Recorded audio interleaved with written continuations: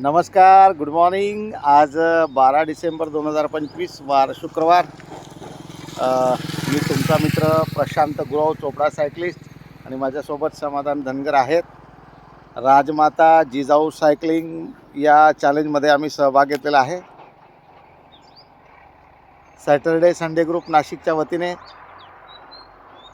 राजमाता Jijau cycling challenge हे आयोजित केलं जातं. हे 4थं वर्ष आहे. आपण सर्वांनी यात सहभाग घेतला आहे.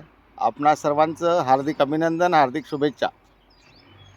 मित्रांनो, राजमाता जिजाऊ सायकलिंग चॅलेंजचा उद्देश महिला सबलीकरण, पर्यावरण रक्षण आणि आरोग्याची सवय आपल्याला लागावी असा आहे.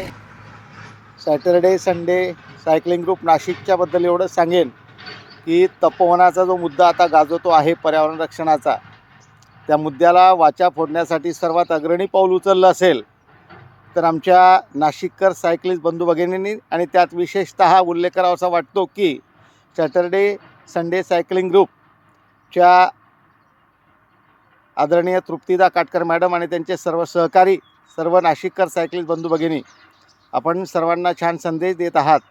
आणि आपणामुळे, आपल्या या चॅलेंजमुळे सर्वांना सायकलिंगचं, आरोग्याची चांगली सवय लागते. तर संपूर्ण महाराष्ट्रभरातून या चॅलेंजमध्ये बंधू भगिनी सहभागी झालेले आहेत. सर्वांचं अभिनंदन. हे 4थं वर्ष आहे.